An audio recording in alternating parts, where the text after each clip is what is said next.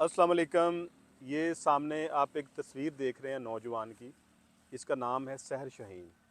ये कल मेरी तहसील फोर्टाबास के साथ एक गांव है, वहाँ पे कल इस नौजवान का कत्ल हो गया है। मेरी इतलात के मुताबिक जो सुनने में आया है कि ये भाई साहब अपने कहीं खेतों में काम कर रहे थे, तो जो साथ वाला खेत था उसके जो मालिक है उनके साथ किसी बात पे कोई बहस हुई है, तकरार हो गई है।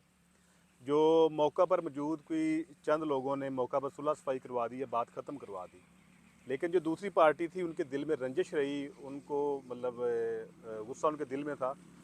तो थोड़ी देर के बाद वो दो भाई सुनने में आया कि आए और उन्होंने इस बंदे पे फायरिंग की, जिसके नतीजा में ये नौजवान अपने ख्याल की हकीकी से जा मिला है।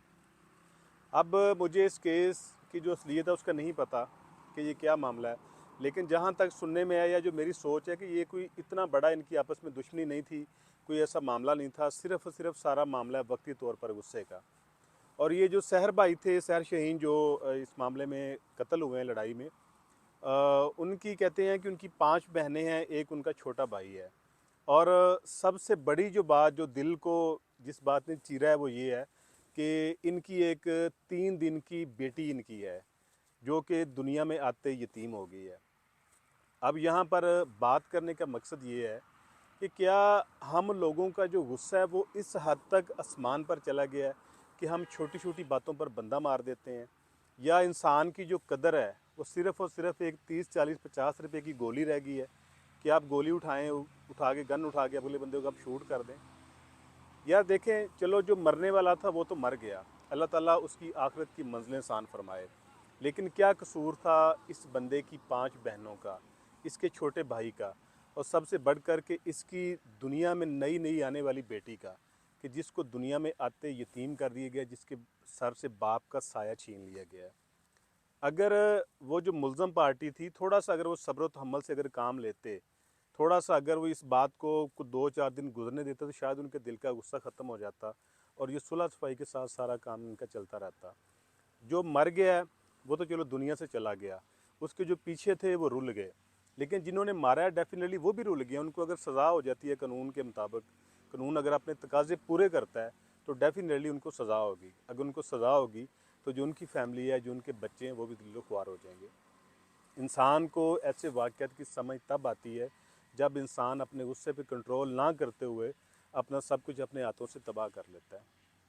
तो मेरी अब सब लोगों से दरख्वास्त है कि देखें, हमारे गाँव में, देहातों में ख़ासकर, और शहरों में भी छोटी छोटी बातों पर मामूली लड़ाइयाँ, झगड़े, तकरार वगैरह होती रहती है। लेकिन इस चीज़ को इतना, इसको हाइपर नहीं कर लेना चाहिए, या इस गुस्सा को इतना ज़्यादा अपने सर पे सवार नहीं कर लेना चाहिए कि खुदा ना खास्ता हम लोग किसी की जान ही ले लें। अगर हम किसी को मार देते हैं तो साथ में जो मारने वाला होता है वो भी मर जाता है, क्योंकि केस को लड़ते लड़ते भुगतते हुए उसकी फैमिली की भी वो चीखें निकल जाती हैं। तो खुदा के लिए अपने गुस्सा के ऊपर कंट्रोल रखा करें।